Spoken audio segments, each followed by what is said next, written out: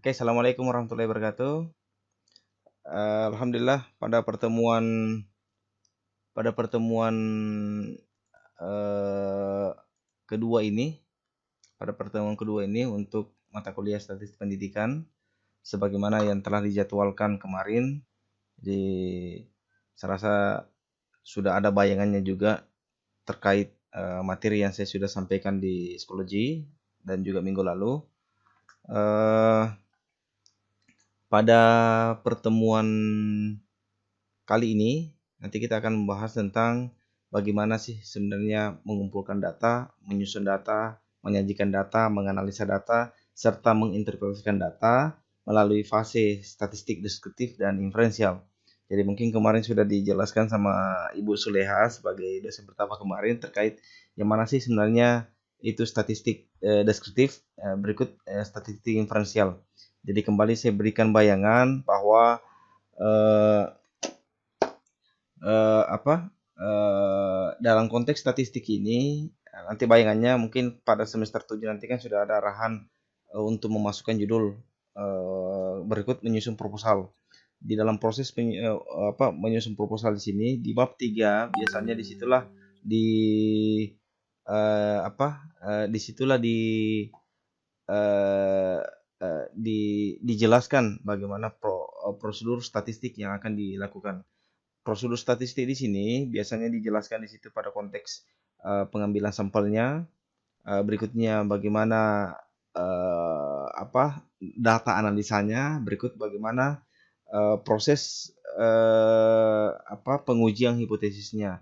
Jadi kembali saya ulangi bahwa eh, hampir banyak ya, jadi banyak mahasiswa yang saya dapat, saya tidak tahu yang lain yang saya dapat ketika saya menguji. Di situ kadang saya bertanya dengan simpel, bagaimana caranya diukur ini hipotesisnya, sebagaimana di bab 2 biasa dijelaskan, ada hipotesis dimunculkan di bab 2, dikatakan misalkan penggunaan gambar mampu meningkatkan eh, apa eh, meningkatkan kemampuan membaca anak-anak SD kelas begini. Ada juga kemampuan penggunaan gambar tidak mampu. Jadi ada kata dapat atau tidak dapat, mampu atau tidak mampu. Di situ kan diingat bahwa dalam konteks penelitian eksperimen seperti pada pengujian hipotesis yang baru-baru tadi saya sampaikan, itu tidak mesti hanya pada sampai tataran deskripsi statistik saja, namun kemudian harus bertahap pada proses pengujian statistik inferensialnya. Jadi pada konteks itu, disitulah sebenarnya kita harus jeli, jadi jangan lagi ada yang tidak bisa menjawab. Jadi jangan juga ada yang hanya menjawab perbandingan skor antara pretest dan post-testing saja. Namun kemudian perbandingan walaupun ada peningkatan misalkan rata-rata skornya pada pretest itu misalkan 70, pada saat post-test itu misalkan 90, langsung kita judge bahwa hipotesis alternatifnya itu diterima, itu tidak. Jadi masih ada satu lagi pengujian namanya pengujian statistik secara inferensial untuk menguji hipotesisnya. Apakah itu diterima ataukah itu ditolak pada konteks alternatif ataukah nolnya. Nah, itu yang harus kita Jadi keliru ketika kita hanya mengatakan bahwa mean score itu sudah bisa menentukan bahwa hipotesisnya itu salah satu jalan untuk menjawab hipotesisnya itu bukan itu ya. Oke, let's going on untuk pertemuan kali ini. Coba yang baru masuk deh mic-nya dimerahkan dulu. Mungkin ada yang baru masuk, diingat mic-nya dimerahkan dulu.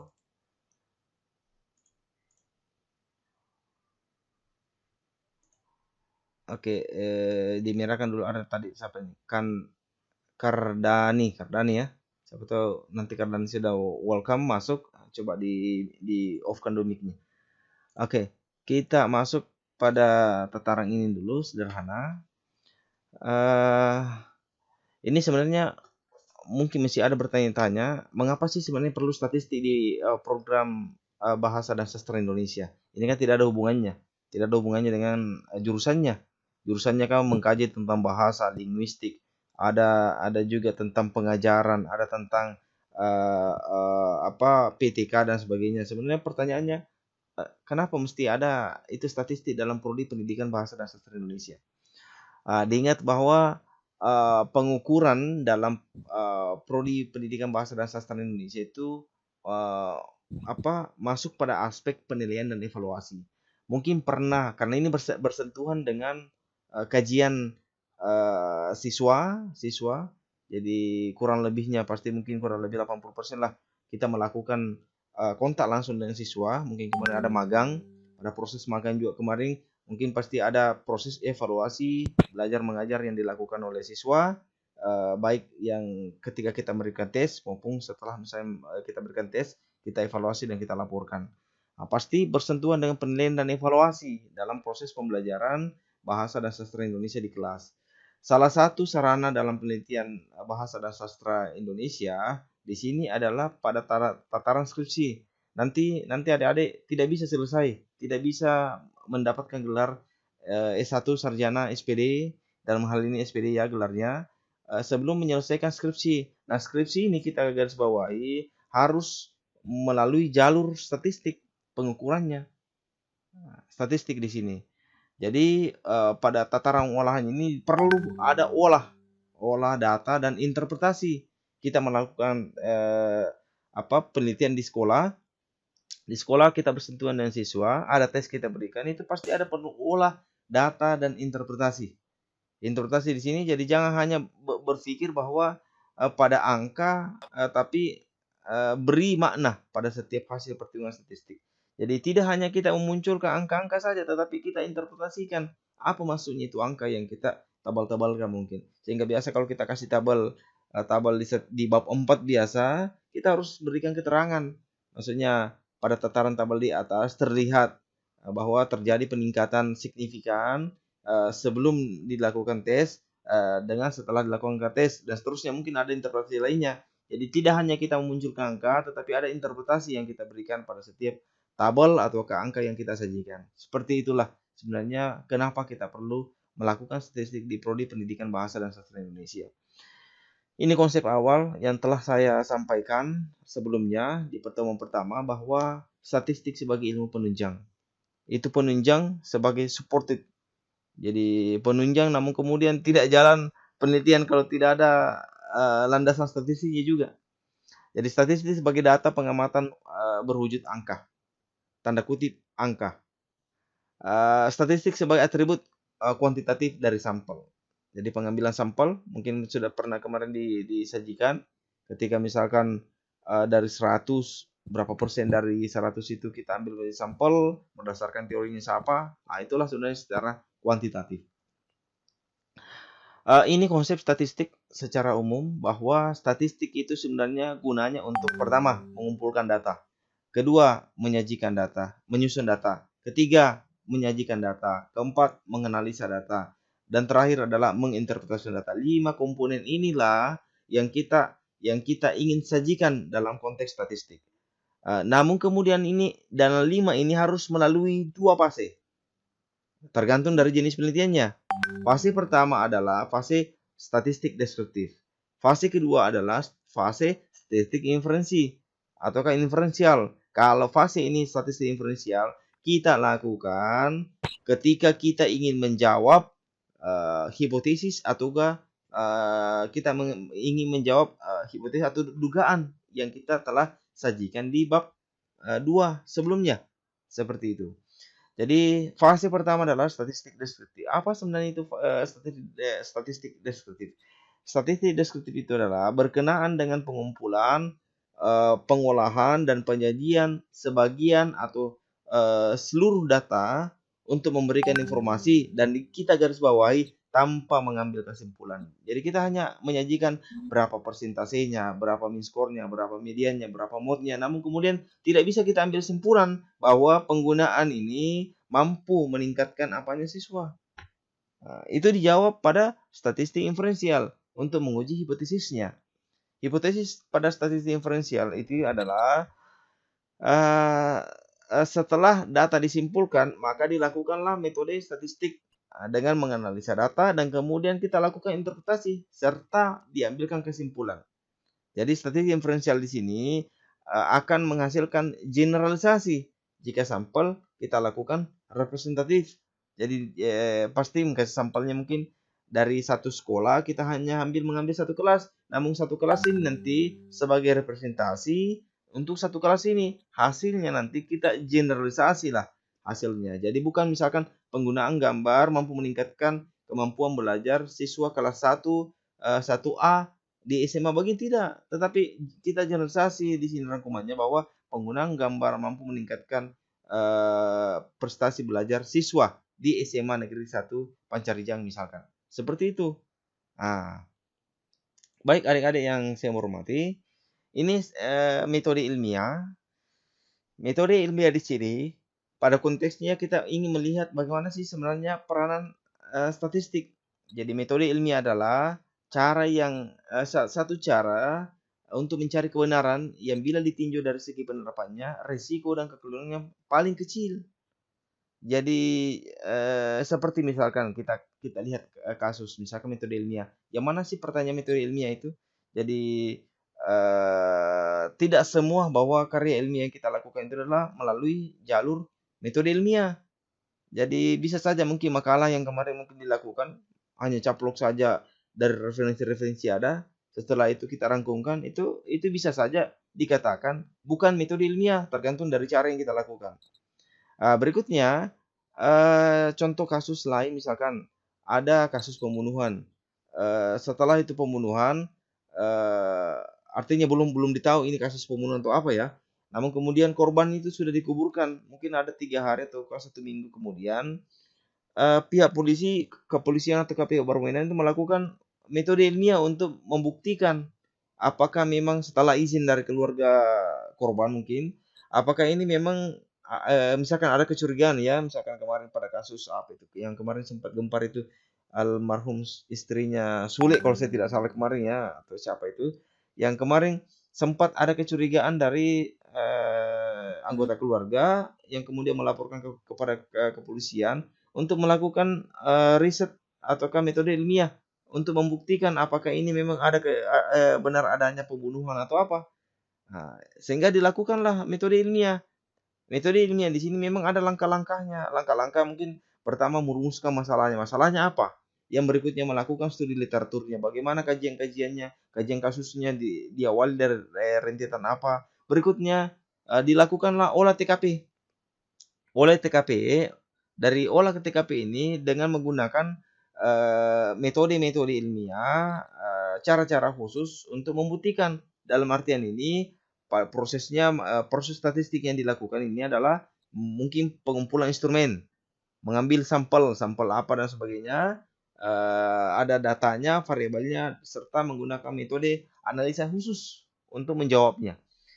Dari situ nanti mungkin membutuhkan beberapa waktu, lalu disimpulkan di sini apakah memang itu kemarin ada kasus pembunuhan, memang jelas ataukah tidak. Jadi tidak hanya langsung karena dilihat cirinya di situ, oh pembunuhan itu atau apa, tidak.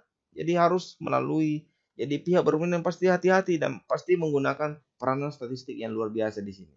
Begitu juga kita dalam konteks pendidikan. Kita pasti menggunakan peranan statistik yang kemudian akan sangat membantu kita dalam proses penelitian. Berikutnya data. Kemarin saya sudah jelaskan di pertemuan pertama apa sih sebenarnya data di sini. Data sebenarnya ada terbagi dua. Ada namanya data kualitatif dan ada namanya data kuantitatif. Data kualitatif di sini itu diingat ada saya bold di situ, bukan angka. Ya biasanya data kita lakukan biasa pada proses interview ataukah wawancara. Berikutnya data kuantitatif di situ kita garis bawahi adalah angka. Biasanya hasil tes, tes siswa, tes membaca, tes menulis, tes mendengarkan, menyimak ataukah berbicara. Itu butuh angka. Ada skor-skor tersendiri untuk setiap skill itu. Kemudian kita lakukan tes selanjutnya. Beda kalau kualitatif. Kalau kualitatif itu pernyataannya dilakukan bukan angka atau hanya interpretasi. Jadi di sini biasanya data yang kita lakukan dengan kualitatif dan kuantitatif ini terbagi atas dua. Jadi saya bedakan warna di sini, ada warna hijau, ada warna merah. Untuk kuantitatif di sini jenis data yang kita biasa pakai ini adalah interval dan rasio. Kalau kualitatif dia nominal dan ordinal. Kemarin saya sudah jelaskan. Coba yang baru masuk deh, kita perhatikan mic-nya juga. Siapa tahu tidak merah. Oke, data nominal di sini, ini data nominal dan ordinal itu pada konteks data kualitatif. Untuk data interval dan rasio itu pada konteks penelitian kuantitatif. Yang tadi kualitatif, sekarang kuantitatif. Nah, kemarin saya sudah jelaskan ini lebih rinci, yang mana itu data nominal, yang mana itu data ordinal, mana data interval, dan yang mana data rasio. Ini mudah-mudahan bisa lebih dipahami jenis-jenisnya, karena ini akan menjadi modal nanti kita pada saat pengujian statistik di SPSS. Jadi yang pertama adalah parameter. Parameter adalah parameter dalam statistik itu terbagi atas dua. Ada namanya parametrik dan ada namanya non parametrik. Jadi parametrik itu berhubungan dengan inferensi statistik yang membahas parameter-parameter populasi, jenis data interval dan rasio, distribusi data normal atau mendekati normal. Kalau statistik non parametrik itu statistik non parametrik itu parametrik itu membahas parametrik populasi, jenis data nominal atau ordinal, distribusi data yang tidak diketahui atau tidak normal, seperti itu. Tunggu sebentar ya, dibaca coba dulu sebentar.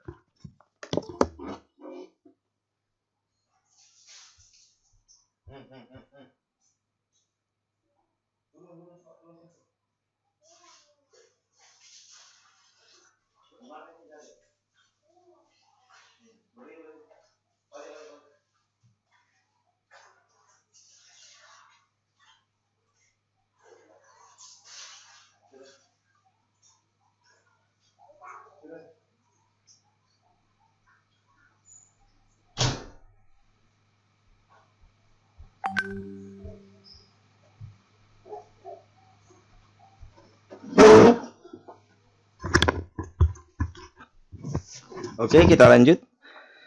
Oke, jadi itu tadi untuk terkait statistik parametrik dan non parametrik. Berikutnya ada jumlah variabel. Jadi diingat variabel di sini ada berdasarkan jumlahnya dibagi menjadi ada analisa univariat, ada analisa bivariat, dan ada analisa multivariat.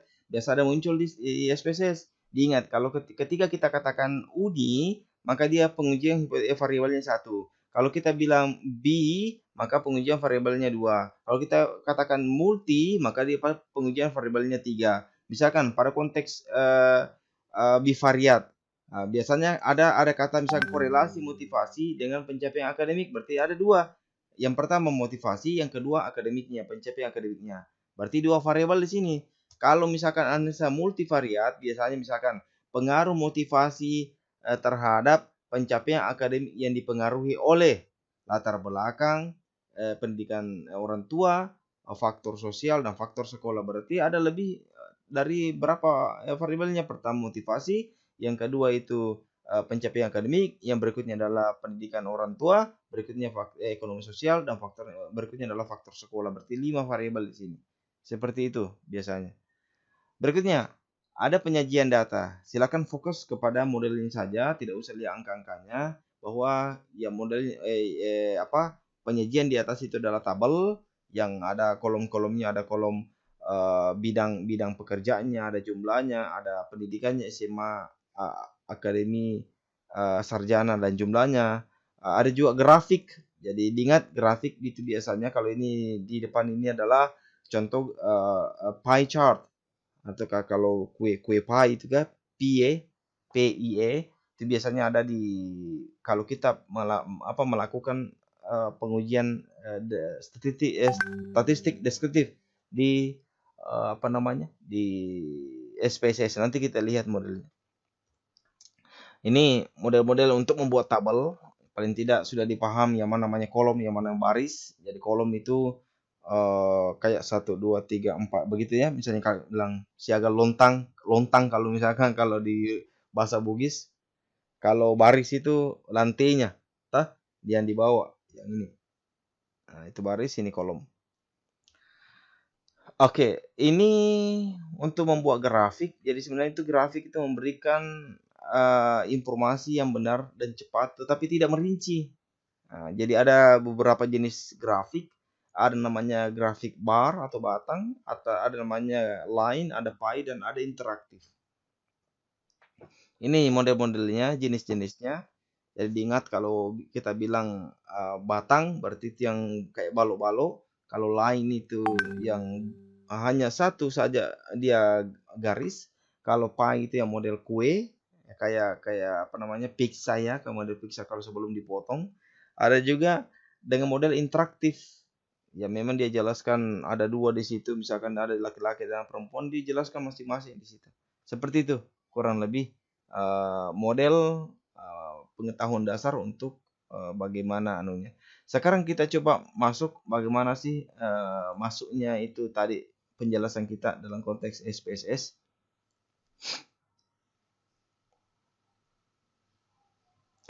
Coba kita lihat SPSS. Mudah-mudahan sudah di-download semua deh ya.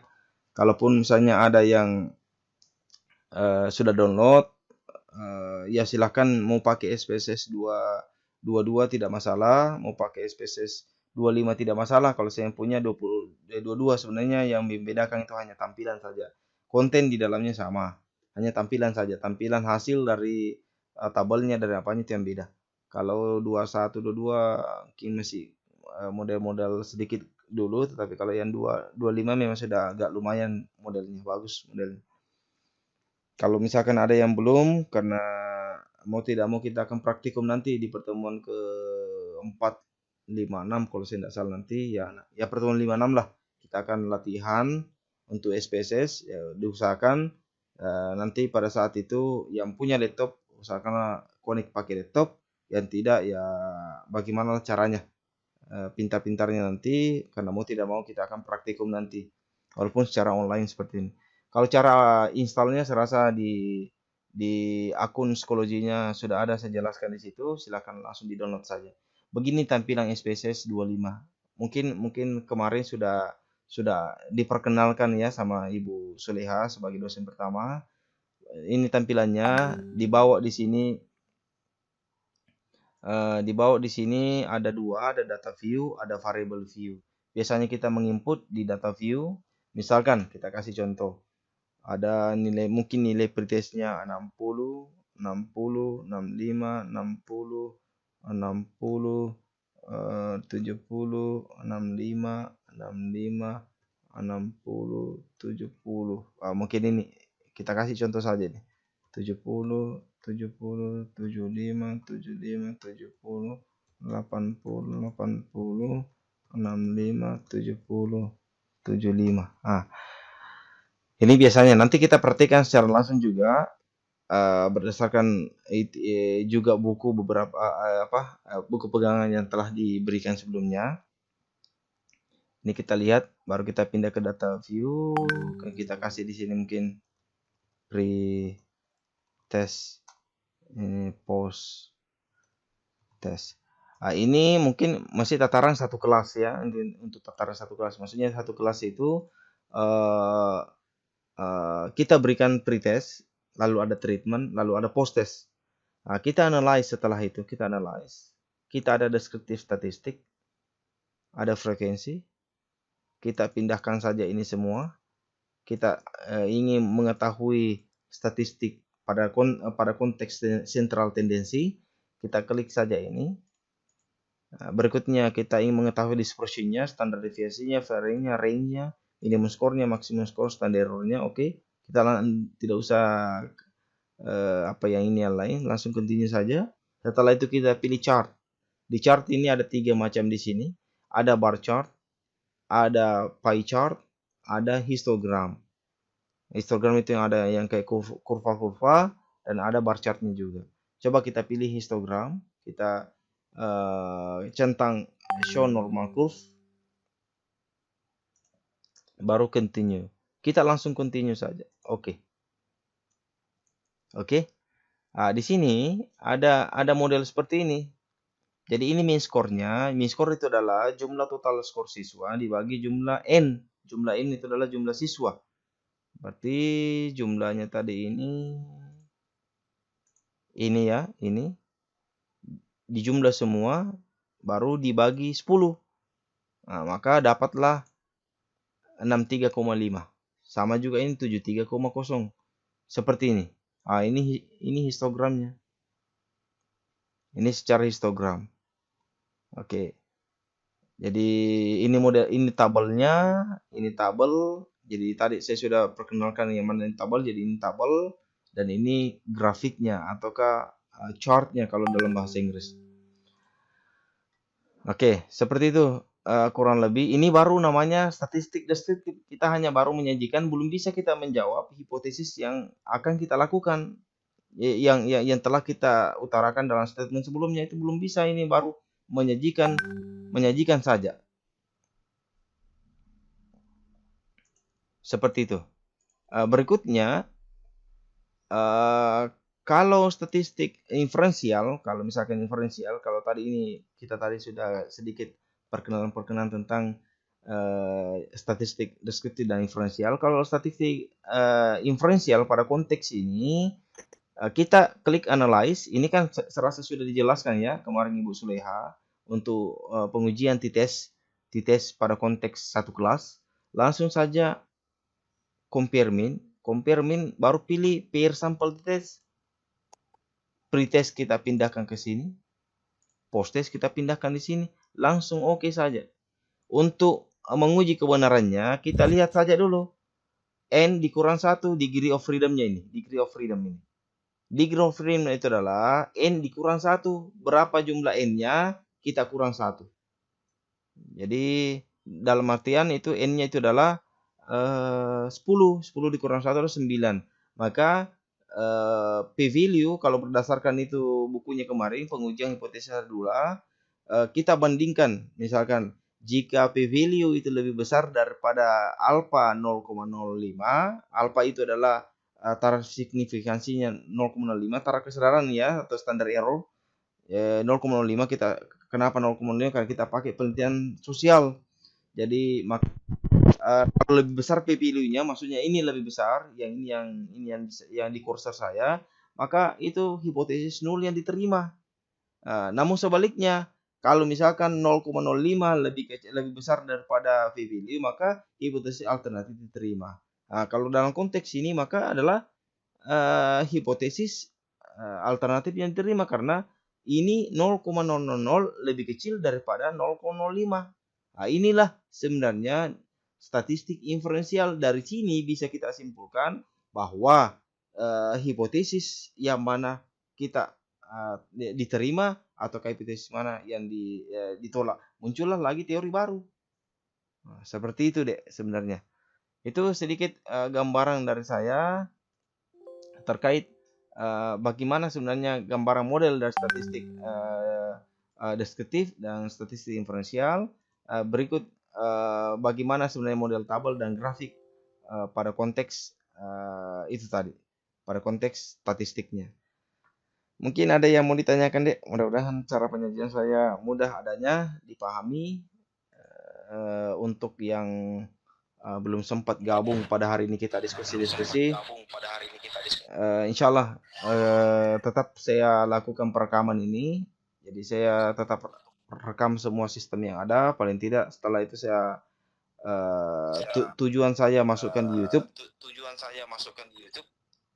Tujuan saya masukkan di YouTube itu untuk pertama sebagai laporan saya ke kementerian, ke kampus dan kementerian bahwa memang saya melakukan sebuah proses. Jadi kalau teknologi itu tidak ada pembohongan istilahnya, karena tidak ada perasaan. Jadi Yang kedua itu saya juga mengharapkan adik-adik mungkin pada waktu yang bersamaan seperti ini ada yang kerja di sawah, mungkin ada yang pergi menjual dan apa dan mungkin itu tidak sempat atau ke dalam konteks di luar jaringan, nanti kedepannya bisa dinonton. Jadi bisa dinonton-nonton di waktu-waktu seenggaknya, bilang ini tadi penjelasannya Pak Andi. Namun kemudian mungkin akan ada penugasan nanti ke depannya. Jadi penugasannya itu ya itu yang mungkin ada nanti durasi berapa hari, tugasnya untuk mengolah data ini, itu nanti yang harus kita selesaikan tepat waktu. Jadi kalau proses perkuliahan begini-begini mungkin ada kendala teknis dari adik-adik, oke, mungkin kita maklumi. Namun kemudian nanti tugasnya kita harapkan artinya dalam jangka waktu yang kita tentukan mungkin 3-4 hari, ya silakan diselesaikan tepat waktu lah. Jadi insya Allah artinya sistem yang kita buat ini tidak akan memberatkan. Kami paham juga adik-adik punya banyak aktivitas di luar, ada yang kerja tadi, mungkin ada yang jaringannya buruk, ataukah ada yang pada waktu misalkan bersamaan seperti ini ada yang kurang-kurang pulsanya untuk membeli kuota, oke. Artinya kita maklumi. Artinya mungkin yang dia hanya punya gratis YouTube dan sosmed, oke, mungkin artinya bisa nanti rekamannya dilihat. Seperti itu, Dek. Mungkin ada yang mau ditanyakan, Dek, bisa di anukan mic-nya. Kalau ada yang mau ditanyakan, di unmute saja. Siapa tahu ada yang mau ditanyakan. Silakan, Dek. Saya persilakan. Ada yang mau ditanyakan mungkin?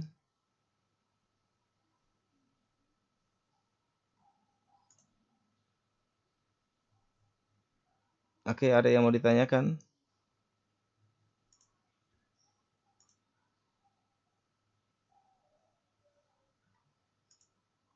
Silakan kalau ada yang mau ditanyakan, Dek. Jangan malu-malu.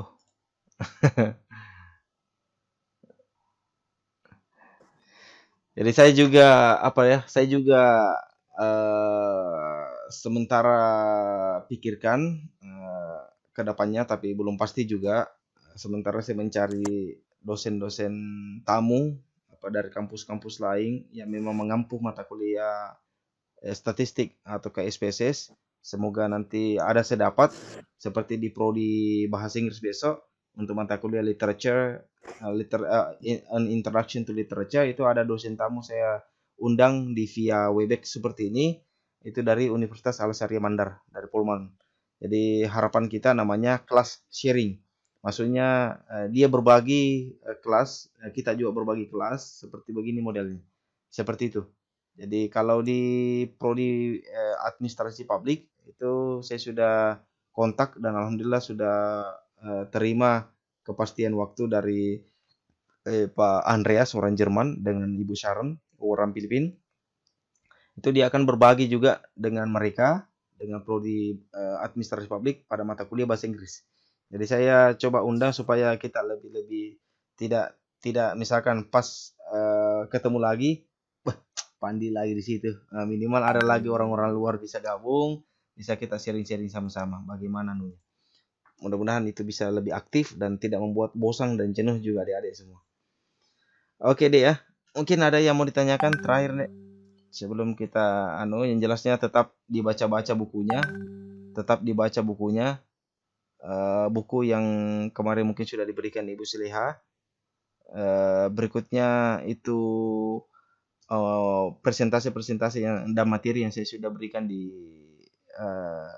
di psikologi di akunnya bisa dicek-cek di situ.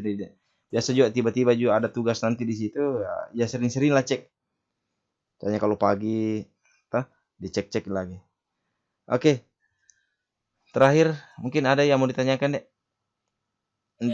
Enggak ada jadi ditanyakan. Bagaimana Satriani? Satrina ya? Ada yang mau ditanyakan Satrina? Rizal? Ada yang mau ditanyakan? Enggak ada? Hamka? Enggak ada tidak? Oke.